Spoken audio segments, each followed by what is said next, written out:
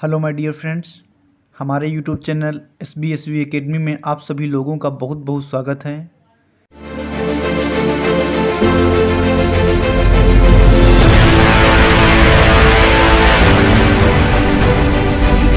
तो दोस्तों हमारा लेसन 4 है ऑप्टिकल डिटेक्टर्स।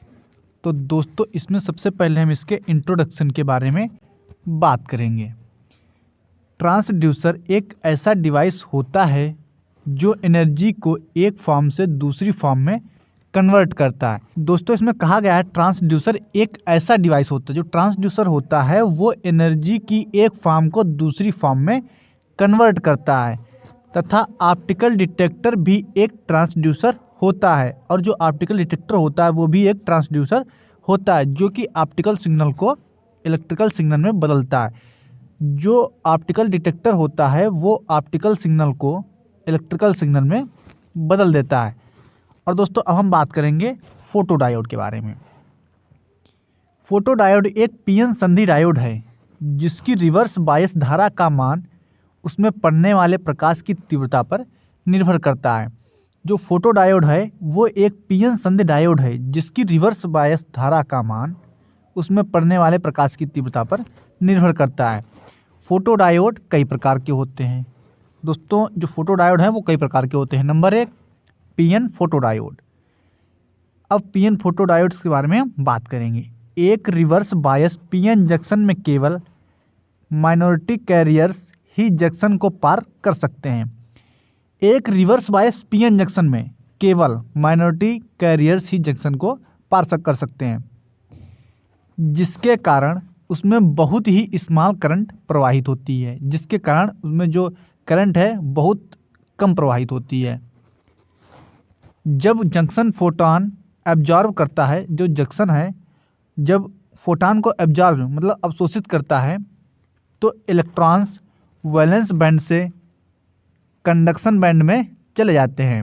तब जो इलेक्ट्रॉन्स हैं वो वैलेंस बैंड से कंडक्शन बैंड में चले जाते हैं। डिप्लीशन रेंज जितनी लंबी होगी फोटॉन्स उतने ही अधिक एब्जॉर्ब होंगे। इसमें डिप्लीशन रेंज की चौड़ाई लगभग 1 से 3 माइक्रोमीटर रखी जाती है।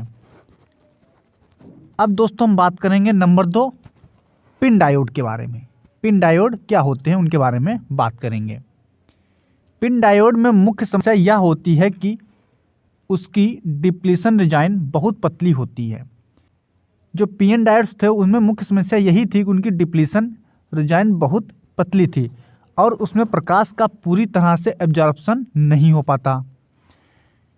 अतः जंक्शन की लंबाई को बढ़ाने के लिए पी लेयर और एन लेयर के बीच में एक लंबा इंट्रिंसिक लेयर आई लेयर जिसको कहते हैं ऐड कर दिया गया।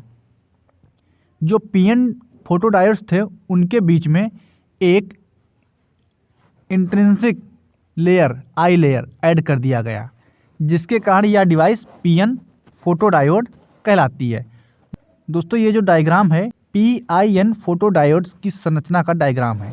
तो दोस्तों इसमें ये जो है इलेक्ट्रिकल कंटेंट रिंग, दोस्तों ये जो है वो है एंटी रिफ्लेक्शन कोटिंग। और दोस्तों ये PSI, ये SiO2 आप तो जानते होंगे, ये ISI, ये जो है वेरी लाइटली एनड्राफ्ट। और दोस्तों ये जो है NSI और ये जो है इलेक्ट्रिकल कॉन्टैक्ट। अब दोस्तों हम बात करेंगे एवलांच फोटोडायोड्स, जिसको शॉर्ट में APDS कह सकते हैं।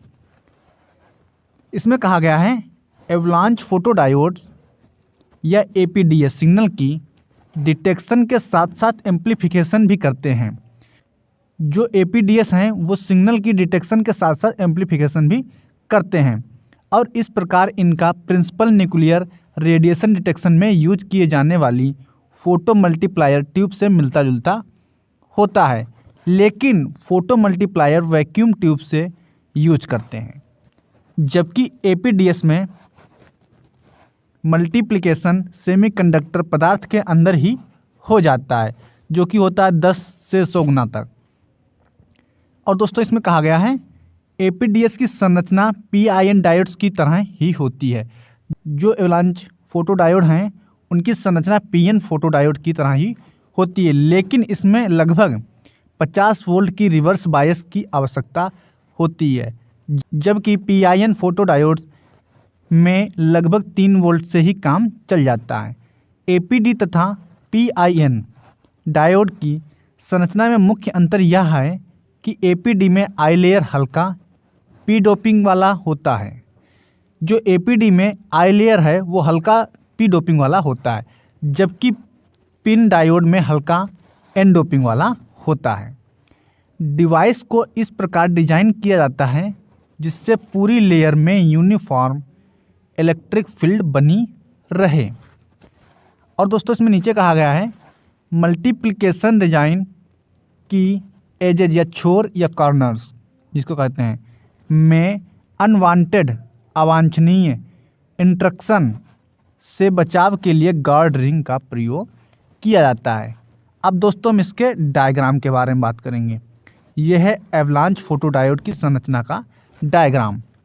तो दोस्तों इसमें ये देखिए इलेक्ट्रिकल कंटेंट्स जो कि पीआईएन में भी थी, ये जो हैं वह है एंटी रिफ्लेक्टिंग कोटिंग, ठीक है दोस्तों, और ये गार्ड रिंग एंडोप्ट, ये जो है मल्टीप्लिकेशन डिजाइन। तो दोस्तों बिल्कुल उसी की तरह है पीआईएन की तरह। अब दोस्तों हम बात करते हैं एपीडी के अभिलक्षण के बारे में। इसमें दोस्तों क्या कहा गया, सबसे पहले हम इसकी सेंसिटिविटी के बारे में बात करेंगे। एपीडी काफ़ी अधिक सेंसिटिव वाले होते हैं। Number 2 operating speed. PIN diodes की स्पीड को प्रभावित करने वाले सभी कारक एपीडी को भी प्रभावित करते हैं, जैसे कि कैरियर्स की drift time, diffusion time, photodiode व लोड प्रतिरोध का आरसी समय नियतांक इत्यादि। अब नंबर 3 बात करेंगे गेन बैंडविड्थ प्रोडक्ट के बारे में। इसमें दोस्तों क्या होता है, इसको डेसिबल गीगाहर्ट्ज में व्यक्त किया जाता है। इसको कैलकुलेट करने के लिए गेन को बैंडविड्थ से मल्टीप्लाई कर देते हैं। अब नंबर 4 बात करेंगे इसकी नॉइस के बारे में। एपीडीएस एवलांच फोटोडायोड्स में हीट तथा मल्टीप्लिकेशन इफेक्ट के कारण नॉइस उत्पन्न होती है। लो बैंड गैप एनर्जी डिवाइसेस में वेवलेंथ लंबी होने के कारण नॉइस की अधिक समस्या उत्पन्न होती है। अब दोस्तों हम बात करेंगे फोटोडायोड तथा फोटो मल्टीप्लायर्स की तुलना के बारे में। इसमें दोस्तों क्या होता है हम बताएंगे आपको। फोटोडायोड्स की मेन एडवांटेज यह होती है कि इनकी लाइनरिटी बहुत अच्छी होती है। नंबर 2 190 नैनोमीटर से 1100 नैनोमीटर तक अच्छी स्पेक्ट्रल रिस्पांस देते हैं। नंबर 3 पर नॉइस कम होती है।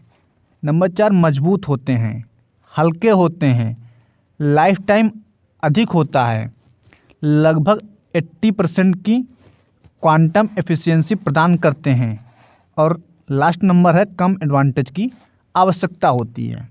अब दोस्तों हम इसके मुख्य दोष के बारे में बात कर लेते हैं। नंबर 1 इसमें इंटरनल गेन नहीं होती है, सेंसिटिविटी कम होती है, रिस्पांस टाइम कम होता है, और लास्ट नंबर है फोटॉन काउंटिंग हेतु स्पेशल सर्किट्स लगाने की आवश्यकता होती है। दोस्तों अब हम बात कर लेते हैं फोटो डार्लिंगटन ट्रांजिस्टर के बारे में। इसमें कहा गया है यह ट्रांजिस्टर डार्लिंगटन संरचना के समान होती है। इसमें ओवरऑल गेन दोनों ट्रांजिस्टर के इंडिविजुअल गेन का गुणनफल होती है। Current gain equal to HFE1 गुणे HFE2। जो HFE1 और HFE2 हैं वो इनके इंडिविजुअल गेन हैं। और दोस्तों इसमें कहा गया है इस संरचना में इनपुट ट्रांजिस्टर का एमीटर सेकेंड ट्रांजिस्टर के बेस से कनेक्ट किया जाता है। और दोस्तों जो इसकी संरचना है उसमें जो इनपुट ट्रांजिस्टर का एमीटर है वो सेकेंड मतलब दूसरे ट्रांजिस्टर के बेस से कनेक्ट कर दिया जाता है, और दोनों ट्रांजिस्टर के कलेक्टर को आपस में जोड़ दिया जाता है। फिर दोनों जो ट्रांजिस्टर हैं उनके कलेक्टर को आपस में जोड़ दिया जाता है, जिससे यह high current gain transistor super gain transistor की तरह व्यवहार करता है। पहला ट्रांजिस्टर फोटो डिटेक्टर का कार्य करता है।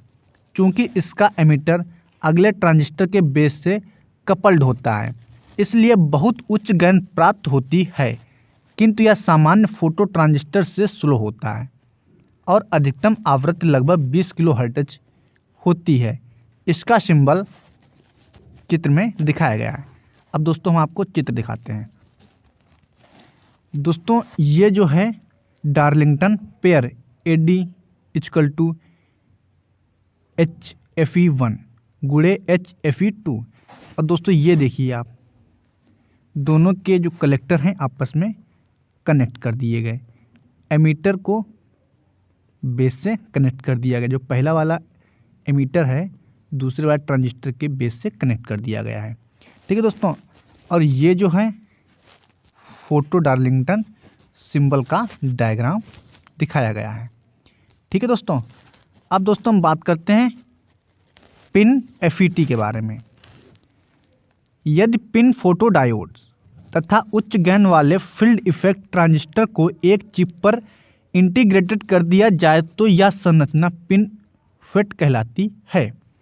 दोस्तों इसमें कहा गया है कि पिन फोटो डायोड तथा उच्च गेन वाले फील्ड इफेक्ट ट्रांजिस्टर को एक चिप पर इंटीग्रेटेड कर दिया जाए तो यह संरचना पिन FET कहलाएगी। इस प्रकार की संरचना को बेहतर कपलिंग, उच्च सेंसिटिविटी तथा वाइड डायनेमिक रेंज प्राप्त की जा सकती है। इसका टेलीकम्युनिकेशन, रिपीटर्स तथा ऑप्टिकल सेंसर में प्रयोग किया जाता है। अब दोस्तों हम बात करते हैं फोटो ट्रांजिस्टर के बारे में।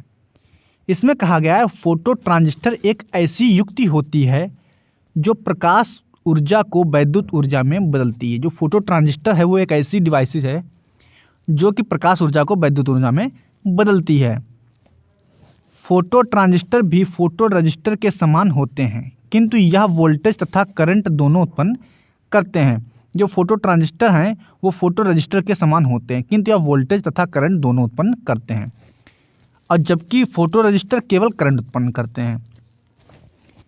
ऐसा इसलिए क्योंकि फोटो रजिस्टर अर्धचालकों के बने होते हैं तथा फोटो ट्रांजिस्टर को बनाने के लिए सिलिकॉन या किसी अन्य अर्धचालक युक्त का यूज किया जाता है।